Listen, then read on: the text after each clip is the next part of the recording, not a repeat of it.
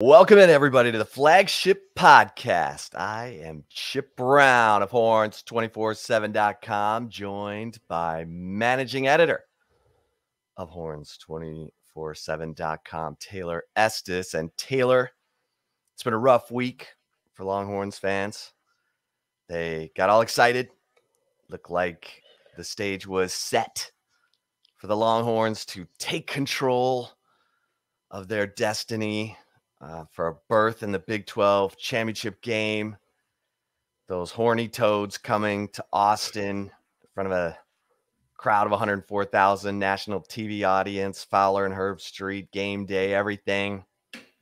And, of course, the Texas offense pulled the old banana in the tailpipe on us. And so it's easy to get down. Right. You look at Mac Brown. He's 9-1 at North Carolina. He's got a Heisman candidate at quarterback in Drake May.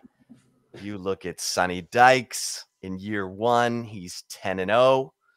He took over a 5-7 team a year ago. And now you need Kansas State, the team that you went up into Manhattan and beat in a gut check game.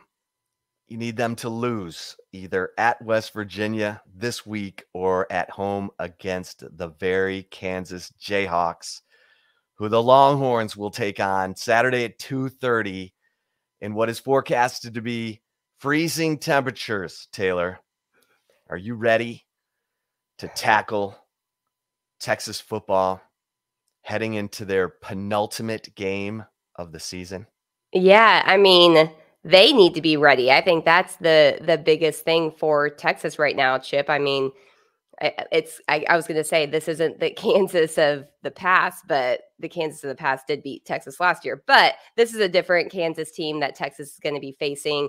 They had been with a backup quarterback, but sounds like Lance Leipold, at least earlier in the week, was a little bit more confident potentially that Jalen Daniels could be ready to go. And Jalen Daniels helped Kansas get off to that hot start where I believe they started off 5-0 to the season. So this is a huge, huge test for Texas that they are about to face. And, if they win out, they may get a chance to play for a Big 12 title, but they have to win out at this point. And so, I think you're going to learn a lot about the mental makeup of this team with everything kind of on the line and out of their control right now, Chip. But are you ready for this game? I'm ready. I am ready. Here's the thing. Here's the thing that gets me is the Texas defense plays unbelievably against TCU. We talked about that in our Flagship Podcast recap of the game right after the game. And I think we need to sprinkle a little more sugar on that Texas defense, specifically Jahdae Barron, who had 3.5 tackles for loss. They kept testing him on that bubble screen. He kept breaking through blockers and making tackles behind the line of scrimmage, had the 48-yard scoop and score. Barron Sorrell. And by the way, Jahdae Barron now leads the team in tackles for loss, the nickel corner for Texas. He has 9 tackles for loss. Barron Sorrell had another multi-sack game. He has 5.5 sacks now, and we got to talk to him this week, Taylor. That kid he is put together, and he is only a sophomore. And they need him to keep coming because, man, he was unstoppable in the first quarter of that game, but he made his presence felt throughout. DeMarvion Overshown. Those three had 11 tackles each. DeMarvion Overshown was everywhere, throwing his body around, making plays. And Jalen Ford, once again. Ryan Watts, once again, who had a big sack on a corner blitz, had another big tackle behind the line of scrimmage, coming up hard from his boundary corner position. And Terrence Brooks, the freshman, who looked a little bit maybe overwhelmed in the Iowa State game a few weeks ago. Steve Sarkisian said, we got to get our younger guys ready, and Terrence Brooks had to start for Deshaun Jameson because Jameson was out with a concussion, and Terrence Brooks held up.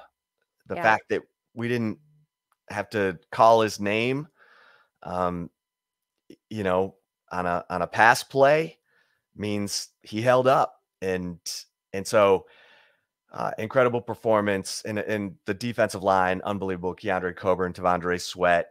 They were plugging up the running lanes. The one gap that got broken was, Diamante Tucker Dorsey got sucked inside a little bit. It cost him dearly. It was a 75-yard touchdown run, but still Texas held TCU to 17 points, for crying out loud. And TCU was averaging 43 points per game going into the Texas game. Hello. Mm-hmm. So now, Taylor, this defense is carrying the team. Yeah. A Steve Sarkisian team is being carried by its defense. Yeah.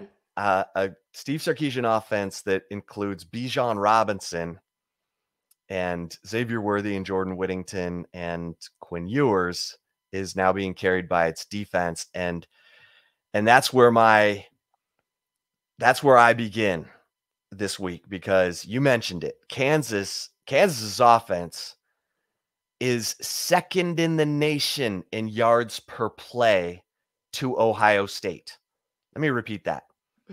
Kansas's offense is number 2 in the nation in yards per play, 7.3, behind only Ohio State at 7.6. This is an explosive offense. And I don't care if it's Jalen Daniels at quarterback, who's averaging 6.4 yards per carry, or Jason Bean, the quarterback who replaced him, who's averaging 5.8 yards per carry, but is leading the Big 12 in pass efficiency in conference games, ahead of Max Duggan, TCU's Heisman Trophy candidate. So, and Devin Neal, their savage sophomore running back, who ran, remember how hard it was apparently for Steve Sarkisian to get the run going against Oklahoma State? Devin Neal ran for 224 yards against Oklahoma State and had 110 yards receiving. Wow. Yeah. And Kansas smoked Oklahoma State. Now, that was a reeling Oklahoma State team that had, some student out of the fan section coming out to play quarterback. But still, that Oklahoma State defense has been pretty good this year, and Devin Neal ran all over them. So, and Jared Casey, the kid who caught the walk-on, who caught the 2-point conversion for Kansas to beat Texas 57-56 last year, is now like a stud part of their offense. Taylor, he got like all kinds of NIL deals for winning that Texas game, and now he's got 11 catches for 196 yards, and I can't read, this print is so small, but he's got multiple touchdown catches this season, and he's a guy that you got to watch for. So the Texas defense, Taylor, they gotta bring it again in the cold. It's supposed to be 30 degrees in Kansas. What's your level of confidence that this Texas defense can ride this wave of momentum and confidence to Lawrence, Kansas, and put a beat down on these Jayhawks? I mean, I would say I've been pretty confident in the Texas defense all season long. I feel like the defense in general really had not been getting the credit that it was due up until the TCU game. The TCU game, I think people are starting to be like, oh, wow, this defense is pretty well put together. And, oh, wow, maybe some of those performances before, looking at the total yards and things like that, maybe it didn't tell the whole story. And so I've been pretty confident in this Texas defense all season long. I'm kind of glad that you've kind of come into that too, and because I feel like, I said this after the TCU game, I do feel like for Texas fans, I think the defense has been so up and down for the last decade that it's like any big play given up, you see on Horns 24/7, like fire Pete Kwiatkowski. And it's just like, tap the brakes a little bit here. You know what I mean? Like no defense gives up 0 yards or, I mean, there's not a single defense in college football right now that has not given up a single point. Like that's just the way it goes. Like they're going to, there are ebbs and flows a little bit with any game that happens. But the Texas defense has really been playing, I think, better than any amount of credit that they've been given, honestly, all season long. Coming off that TCU game, I think it's the fact that it was a loss, Chip. I almost kind of have more confidence in the defense because not only is the team, kind of reeling with it coming off the loss, now having to go on the road against a team that embarrassed Texas last year and pretty much ended any possibility of Texas making a bowl game. I think just because it was such a demoralizing loss that Texas faced, had at home against Kansas last year.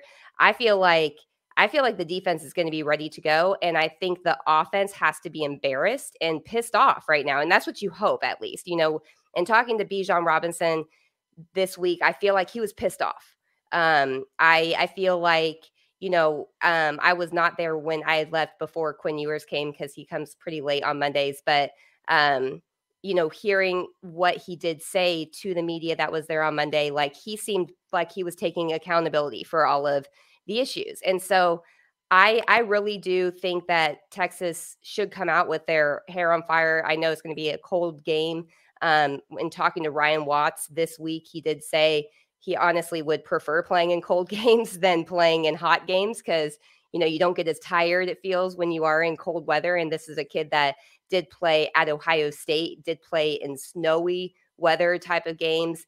He said the coldest game he played, he would not, still to this day, would not say the name of the team, but he was against the team up north and it was snowing in that game. And he said he felt good. And he said that he's a Texas kid too. So it's not like he grew up in the, Northeast or anything like that. So for him to say that, I don't know if the weather is really going to be a big deal, but I feel like I've been pretty confident in the Texas defense all season long. I have a lot of confidence in them to go out on the road and play against, a really improved, especially Kansas team. And regardless of the quarterback, I think the defense is going to be ready. Now the offense has to get it together. They're going to be hearing all week, Chip, about how terrible that performance was. They already are. I mean, Steve Sarkisian on Monday during his Monday press conference, he was asked if anybody played winning football on offense against TCU. And he said Jordan Whittington. And then someone said, anyone else? And he's like, nope. And if your head coach says that, then that's a call to answer, And so I do think that this team is still together more than they have been in the past. The culture I still feel is there. It was an embarrassing loss against the number 4 ranked team in college football and happened at home. So Texas had been playing far better at home than they had on the road. I think it was probably it was humiliating, but it also humbled them to a point where I think that they're going to come out kind of they should at least come out confident. You would hope that would be the case, because if they didn't, then there would be, I would say, more culture issues. But I'm not ready to go there yet. I feel like this team still is pretty together and holds one another accountable. And we'll see it, but I'm not too concerned about the defense. What about you? Yeah, I feel good about the defense for sure. You mentioned Quinn Ewers, and Ewers, his demeanor coming off the field, I thought he looked shaken. And so I wanted to kind of see his body language and how he sounded on Monday. And he did take accountability. He said he needs to improve his footwork. He said, this is a quote, "The past couple of games, I've gotten lazy with my feet inside the pocket and even in the run game." He said, quote, "It's just plain and simple. I just need to get better with that, whether it's setting up in a certain gap or dropping straight back." So, and I mentioned that after the Oklahoma State game, that in windy conditions, because he's a guy who can throw off platform. He doesn't need to have his feet set to kind of sling his sidearm passes, that in windy conditions, you got to drive it. You got to step into it and drive it, especially when you're going into the wind. And so here we are talking about wintry conditions Saturday at Kansas. He played well with the wind at Kansas State. That was in the second quarter when he got into a nice rhythm and Texas really started to put together scoring drives and scored those 31 points in the first half against Kansas State. So,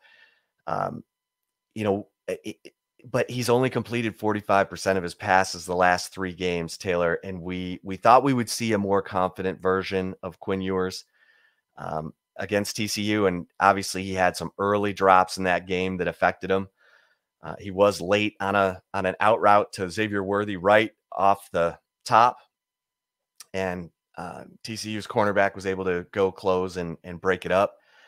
And so, you just want to see him with that sharpness that he had against Alabama, against Oklahoma, and even in the second quarter against Kansas State. So I'm not quite sure where Quinn Ewers is going into this game, but I know where Bijan Robinson is, and it better be with the football in his hands, because Steve Sarkisian got asked about that on Monday, and I thought he had kind of a frustrated answer when someone asked him, do you regret not getting, Bijan Robinson more than 12 touches? He said, I don't know. Yeah, sure. At the end of the day, you're just trying to find a way to find some rhythm to the offense. And I felt like the rhythm that we found was somewhat in the passing game. And to Bijan Robinson's credit, he said that he missed a couple of openings on the 4th and 1 in the first half, where he ran around right end. He said I should have kept going. He's like, I tried to cut back. I ended up cutting right back into a tackle. And I thought that was really incredible for Bijan Robinson to say. It's probably true. I went back and watched it, and sure enough, if he'd just kept running to the sideline, he probably would have picked up that first down, and Texas just couldn't get a break, or couldn't make a break, or couldn't make a play to sustain a drive early in that game. And it really, I think, rattled the confidence of a lot of the members of the offense, because they've been so fast starting, Taylor. Yeah. And I think that's the key right there, what you said. It was the offense, at least at the start of games, they've heard the criticism about not being able to come out of halftime and score points. I mean, Texas against, Big 12 teams is being outscored 98-67 in the second half of games in Big 12 conference play. They've heard that. And I think the fact that they didn't start off, quick, and having a freshman quarterback, kind of have some issues on his first few drives, I think that did hinder it. And I will say with Quinn Ewers, I know that there are some people calling for him to be benched, or, the outrage, I understand it coming out of that game, especially the last few games, because he has struggled, but he is showing, some of the freshman mistakes. And go back to what Sam Ehlinger was like in his freshman year. I mean, this just happens to a lot of players. And when they're the, freshman, first time starting at the college level, I mean, there are ups and downs. And when the quarterback is struggling, and then also the players that when he does actually throw a catchable ball to his receivers and they're not catching it, that just is a demoralizing situation for any quarterback, but especially a freshman one. And so I do think that, you saying that they didn't get off to a fast start, I totally think that was a huge reason why they were unable to get out of their own way and unable to get into a rhythm, because that was what the norm was. And so I feel like, coaches will always say that you are at your best if you're not thinking when you're on the field and you're playing. I feel like the Texas offense as a whole, starting with Quinn Ewers, probably was thinking way too much early in that game. And when you think, you're not playing up to your ability. And so I think that was definitely something that probably got overlooked a little bit. But, with that type of start, it really just ended up being kind of the they set the tone that way, and it was a negative tone, and that was just something they couldn't get out. They couldn't move past it. I mean, it's just that's unfortunate, I mean, it was against a good team. I do think that needs to be acknowledged too. I feel like people are almost acting like this was a loss to like, an unranked opponent or something along those lines. I mean, TCU, say what you will about the way that they've won games, they've still managed to win every single game this season. They're number 4 in the college football playoff rankings. We're recording on Tuesday, so I don't know if they're going to drop out of the top 4, but still entering that game number 4 in the college football playoff rankings. They're no scrub team. And so, but at the end of the day, you look at the stats, you look at how the offense performed, they have to be better, and they definitely have to be better on the road against a Kansas team that has the edge right now, Chip. I mean, it's kind of wild to say that, right? I mean, they have the advantage, at least under Steve Sarkisian, with him as the head coach.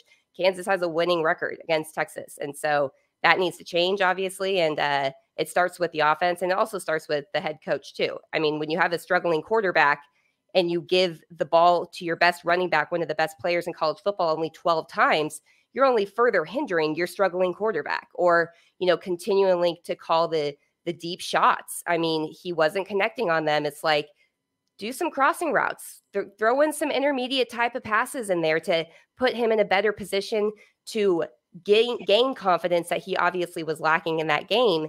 I think it starts with Sark. Obviously, I think he needs to acknowledge that a little bit more, but at the end of the day, the players also need to execute too. And that starts Quinn Ewers, receivers, everybody on the offense too, especially on the road. Yeah. And to highlight Texas's fast starts, they have outscored opponents 207-95 in the first half of games this year. And then you mentioned the struggles, down the stretch and in the fourth quarter, and especially in conference games. And Bijan Robinson, by the way, is the 4th leading receiver on this football team. He's got 19 catches for 314 yards. That is a staggering 16.5 yards per catch, which is tops among the top 4 receivers on the team.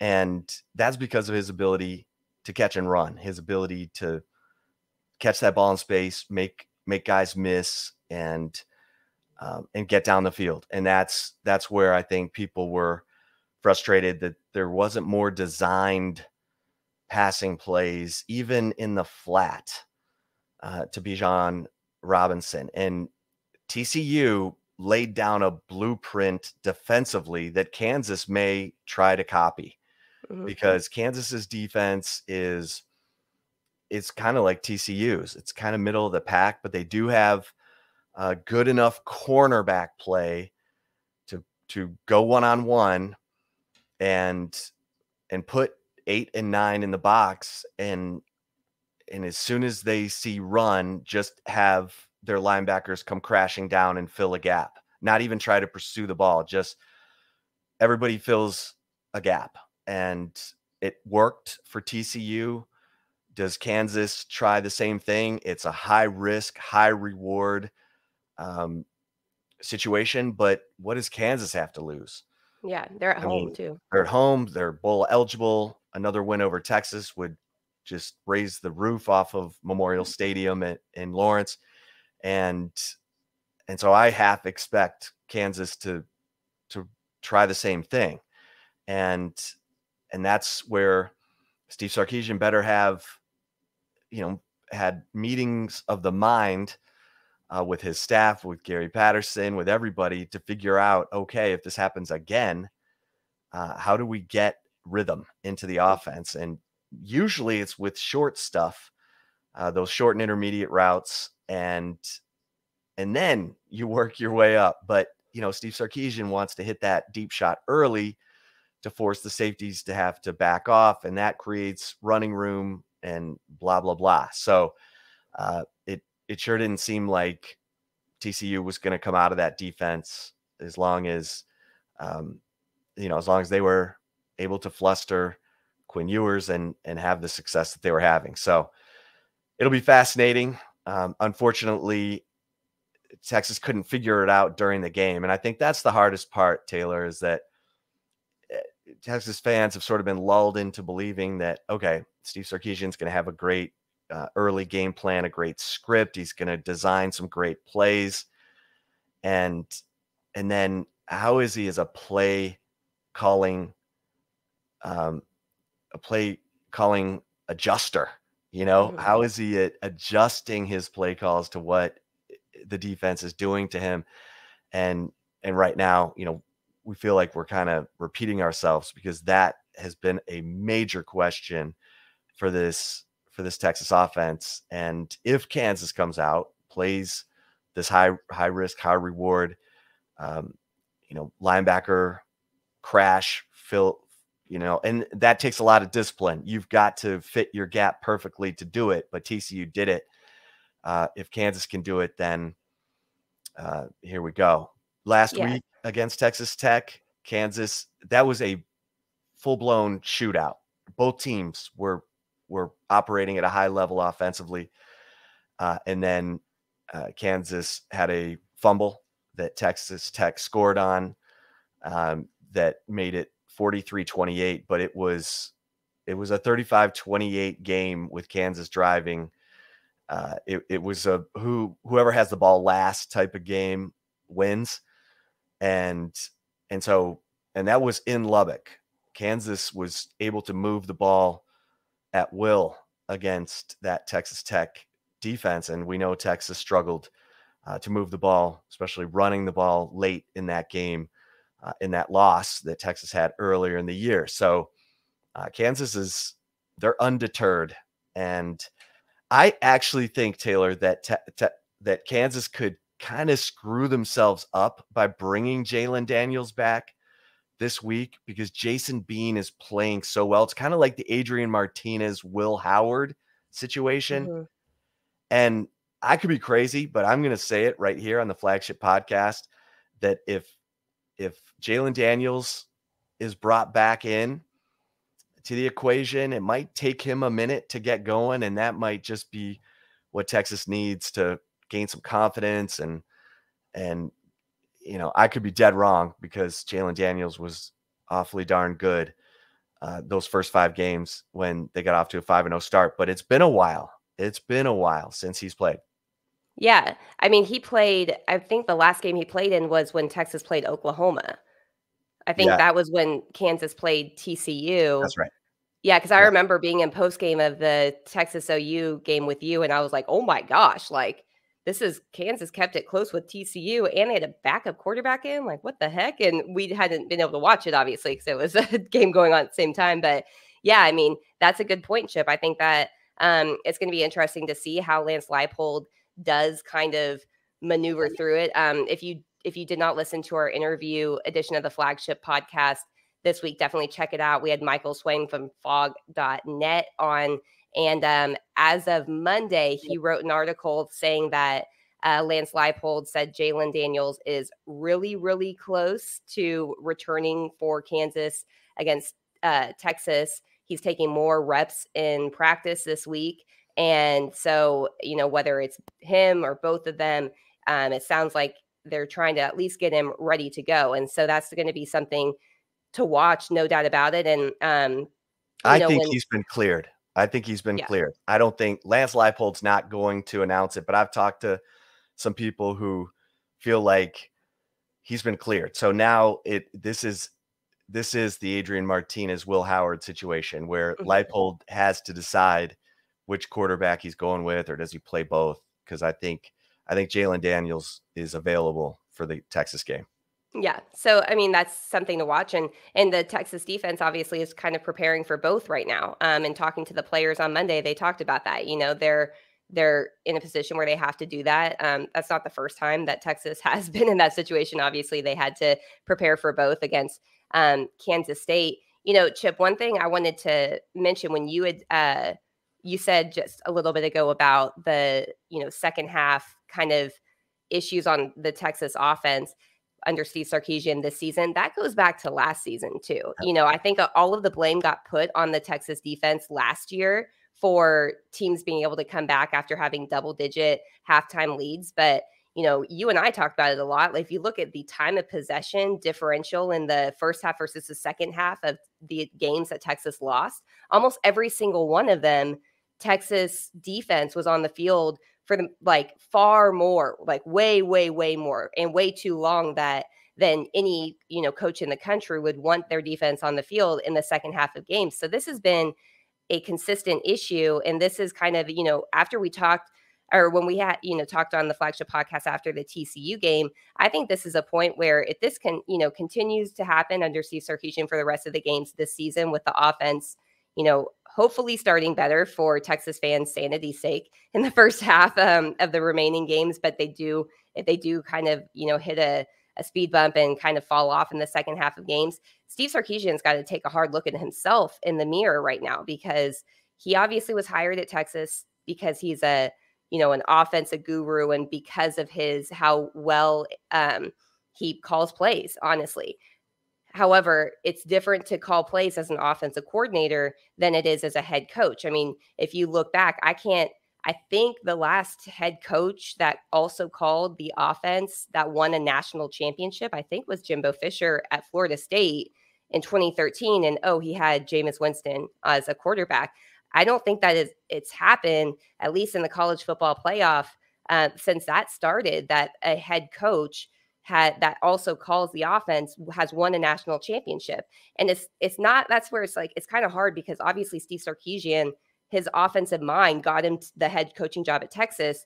But at some point, if this continues, it's kind of like, you can still have your offense, but maybe take the play calling duties off of your plate so that you can have a better visual of the entire game. And so there's going to be a lot of things I think that he's going to have to look at himself, but obviously that's kind of down the road. I'm curious for your take, Chip. I'm not personally expecting that to change, at least the second half of games. I don't think Texas is going to come out flat in the first half against Kansas. I think that what happened against TCU was more of an anomaly than the standard. So I'm kind of expecting them to go back to their old script. But are you in any position right now thinking that somehow the second half woes are going to stop on offense? No, because the trend it's overwhelming right now. And, it's like our friend Dan Neal, the former Longhorn All-American offensive lineman, 2-time Super Bowl winner with the Denver Broncos. He said, habits get formed and they're hard to break. Like winning habits get formed and they're hard to break. Like once you develop winning habits, you keep doing those things and you keep winning. Losing teams develop losing habits, and those habits are hard to break. So it's right now a habit where it's a trend, it's a problem, and it's gone back to last year, as you mentioned.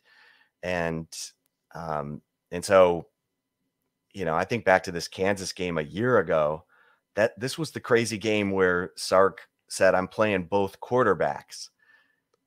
He just kind of out of the blue said, I'm going to play Hudson Card and Casey Thompson. And Casey Thompson had an unbelievable game, and he had thrown for 3 touchdowns, and Sark still pulled him out, put Hudson Card in. Card struggled. He had a strip sack that led to a touchdown, and he had a pick 6 by Kobe Bryant of KU, who's still there and leads the Big 12 in interceptions.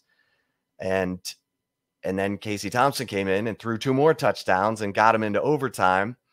That was one of the 3 games he threw for 5 touchdowns in.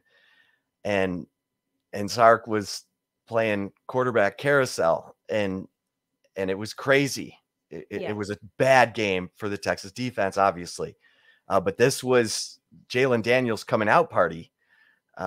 He and Devin Neal, and they put on a show, and that these Texas players remember it. This Kansas offense has triple option principles, which means you got to account for the quarterback run, you got to account for the pitch, and you got to account for anything on a speed sweep or anything in motion. And it's very assignment based. And so I like Texas's perimeter defense. Are you kidding me? With Jahdae Barron in those 3.5 tackles for loss and Ryan Watts. If these are my enforcers on the outside, I feel good about that. And so I think the Texas defense matches up pretty well with this Kansas offense, but they need good things to happen early because this Texas offense is fragile right now. It has a fragile psyche, and so in special teams. I mean, think of how desperate Texas was to put its offense in a good position when they had tried to block their third punt of the game against TCU, and DeMarvion Overshone, his helmet barely clips the punter's plant leg, drawing the personal foul that extended, TCU's drive and really kind of sucked the life out of the stadium there. So, and Texas special teams are more than capable of making a big play. Keelan Robinson is a special player, and they might need a special teams play, Taylor, to help tip them over the edge in this one.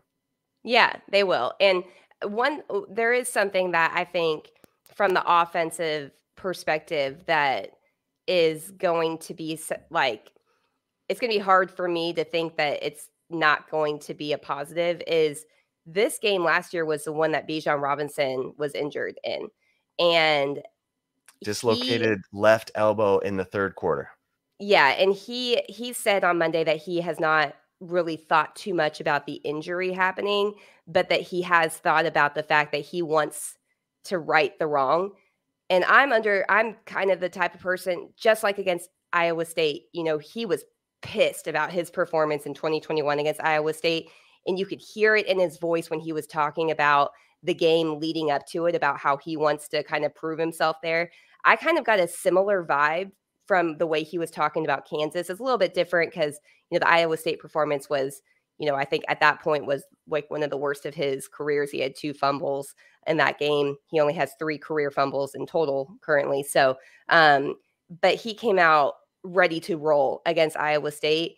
And I want the best player on the team. If I'm a coach, especially, or if you're a fan, you want the best player on the team to be angry and want to kind of come out with a vengeance and prove themselves. And like, if that's what Bijan Robinson's mentality is, and I'm like, let's see what Kansas, they may stack the box, but I'm still going to give Bijan, if I'm Steve Sarkisian, 30 carries because he is a man with a plan right now, I think. And if he's angry and he wants to kind of show up, especially that Kansas was the team that did knock him out for the rest of the season last year, I'm not going away from him. Like, I'm just not. Like, I want the ball in the angry player, and just so happens that this player may be the angriest, and he happens to be one of the best on the team and the best in college football. I'm going to Bijan Robinson nonstop in this game, and I think he's poised to have a big kind of return coming out party, especially coming out of that TCU game.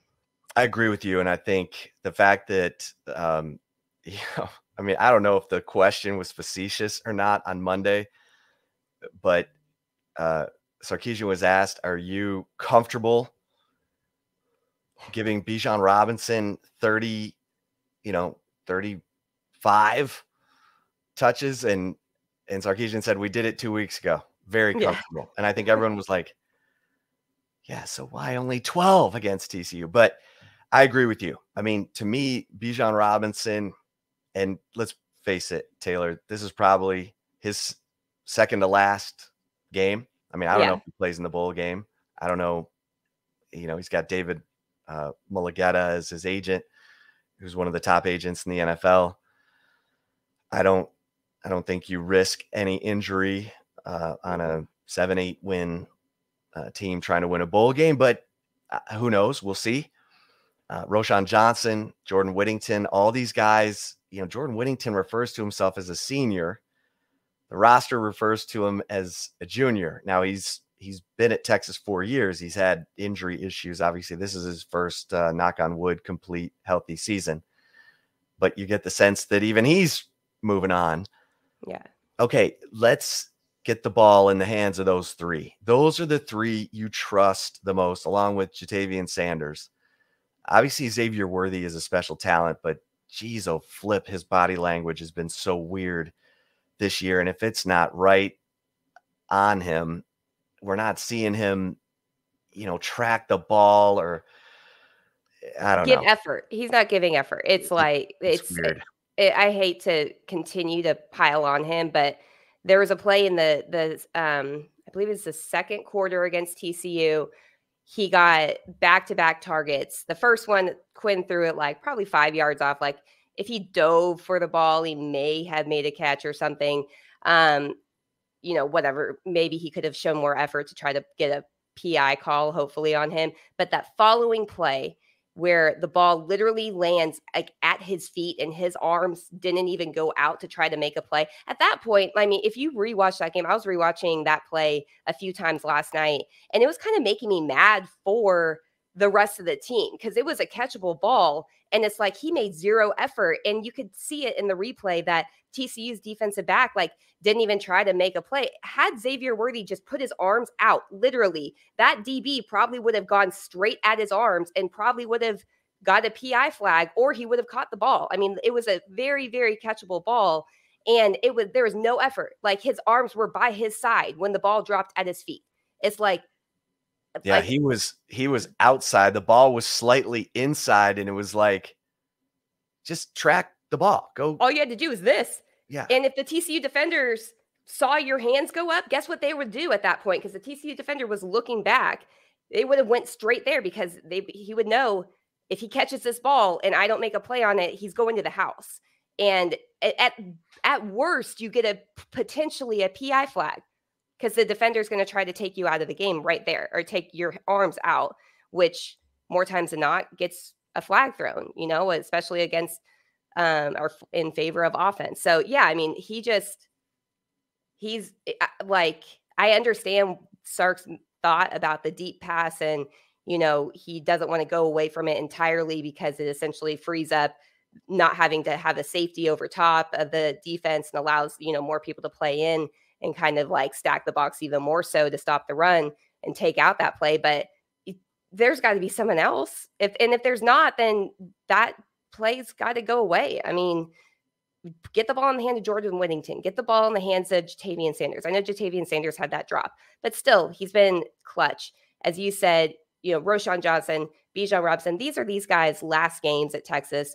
For Bijan, honestly, Chip, I hope he doesn't play in the bowl game. And I know some Texas fans may be pissed off at me for saying that, but this kid has given all he has got to the University of Texas. He is an elite player. He's a running back. Having fresh legs as a running back in the NFL is so crucial. Being young as a running back is so crucial in the NFL if you really want to get, the big contracts, and hopefully at least 2 contracts, just because of the wear and tear that happens on their bodies. He's done so much for the University of Texas. I would hope that he does not play in a bowl game. And I'm definitely one that's don't quit on your team type of thing, but I wouldn't consider that quitting. It would be different if they were playing for a national championship or something, for probably a Texas Bowl or something, maybe an Alamo Bowl at best. But I'm not sure that would happen at this point. It's not worth it. And, and it's been fun covering Bijan. I mean, it was funny because when he was asked about that, on Monday, and he gave the answer you expect him to give, right? He was asked about, have you thought that these are some of your last games? He's like, oh, I'm not really thinking about that till after the season. And one of the media members goes, we'll miss you too. And Bijan just started laughing. It was but I mean, everyone there knows, this is his last year.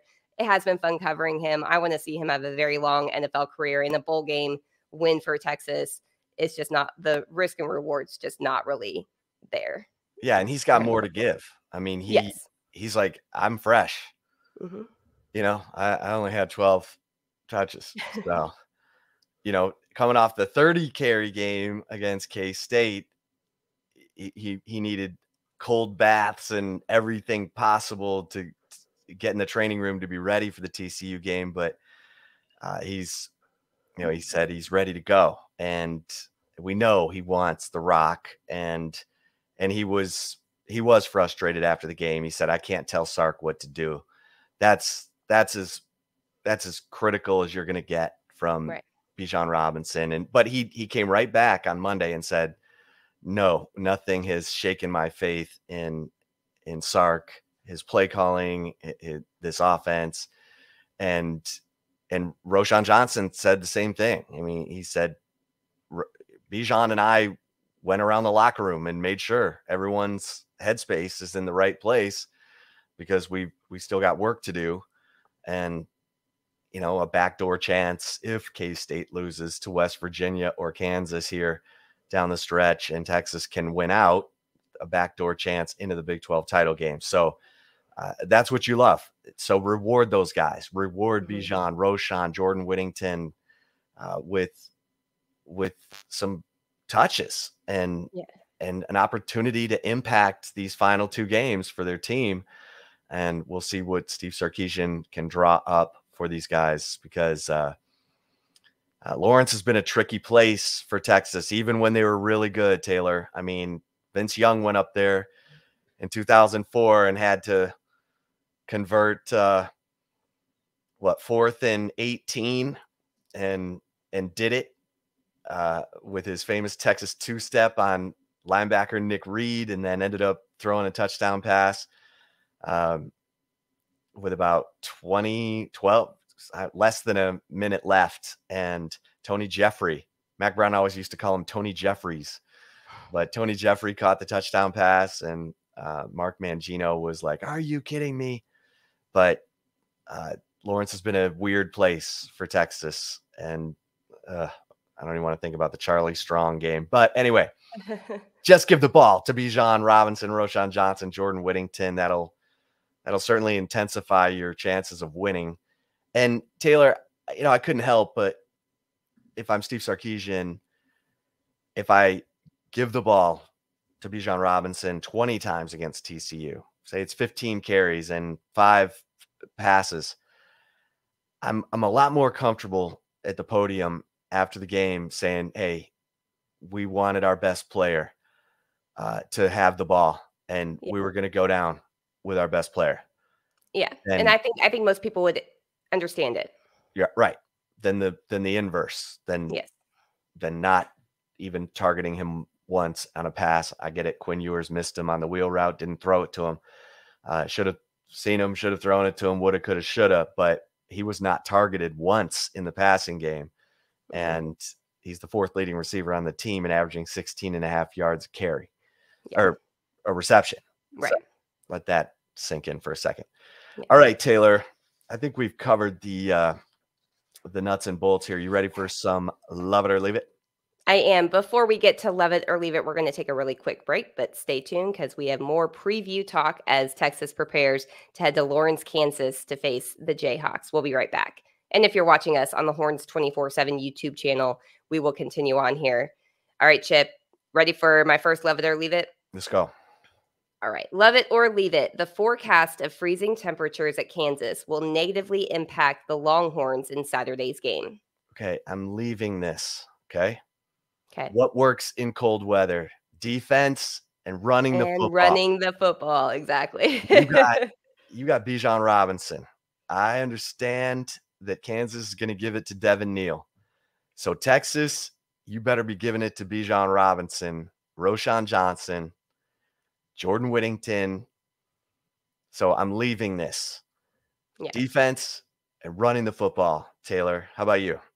I agree. I'm going to leave it. I think, honestly, it's probably a good thing that it's going to be cold because it takes some of the pressure off of Quinn Ewers from having to throw the ball 40 times. You probably are not going to see that. Probably not going to see that, I would say. But yeah, this opens up the offense to lean on the guys that are the 2 best players on the team, and that is Roshan Johnson, Bijan Robinson. So yeah, I am going to agree with you there and love it. All right. Love it or leave it, number 2. Love it or leave it. If the Texas defense holds Kansas to 30 points or less, the Longhorns win on Saturday. Okay. So Texas is giving up 35 points per game in their 3 road games in the Big 12. The 37-34 loss to Texas Tech, the 41-34 loss to Oklahoma State, and the 34-27 win over K-State. So I'm going to say that Texas needs to I think they need to hold them to 27 points or less. I think 30, they're in danger. So I am going to leave this. I think Texas they probably need a game similar to the K-State game where, which held to 27 points there. Which held to 27 points. That was a pretty impressive offensive first half, and Jalen Ford had the big interception that set up their last touchdown right before the half. I'll leave it there at 27. So I'll leave this. Taylor, how about you? I think I'm going to love it because, I mean, if you do look at the 3 road games, Texas scored the same amount in every single one. They scored 34 points. So if Texas ends up scoring 34 points against Kansas, 30 points equals a win for the Longhorns. Like literally, it's kind of funny to see that against Texas Tech, 34 points for Texas, 37 for Texas Tech, obviously. Against Oklahoma State, 34 points. Against Kansas State, 34 points in the win. So that is crazy. I'm going to go with the trend and say, yes, Texas wins if they hold Kansas to 30 points. And I'm saying that assuming Texas continues, 4 straight 34 points on the road games. So yeah, I'm gonna actually love that one. Okay. All right. Love it or leave it. Number 3. All right. Final one for you is love it or leave it. Steve Sarkisian will make sure Bijan Robinson gets 30 touches against Kansas. I mean, 3-0. Texas is 3-0 when Bijan Robinson gets 30 touches. No better place to give him 30 touches than on the road in the cold, especially a pissed off Bijan Robinson coming off the loss to TCU. So yes, I'm going to love this, and hopefully Steve Sarkisian is going to love this. How about you, Taylor? Yeah, I mean, I don't necessarily know if he needs 30 per se, I guess. But at least like 25. I mean, you have 2 more games left with him, right? Like guaranteed 2 more games. Yeah, I mean, I'll love it. I'll say, yeah, he gets 30 touches. I just hope that's what Sark is thinking too. Just give him the chance. Like, as I said earlier, this is the team that knocked him out for the season last year with the injury that he did suffer against Kansas last year. He's angry that he did not get more carries against TCU and that they kind of went away from the run game. He wasn't even, as you said, targeted in the passing game either. Yeah, I mean, he wants the ball and he just so happens to be one of the top players in college football. So let's maybe give him the ball and stop thinking. I mean, we talk about, I said earlier, coaches will tell you players play at their best when they're not thinking and they're just playing on the field. Sark, stop thinking and just call the plays and put the ball in the hands of number 5 and number 2. So yeah, I'm gonna love it and say that and run behind Kelvin Banks, for God's sake. I mean, you run the 4th and 1 play to the right.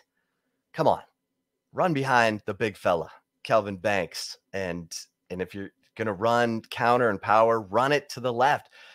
Just don't overthink it, Sark. You've designed some of these great plays this season.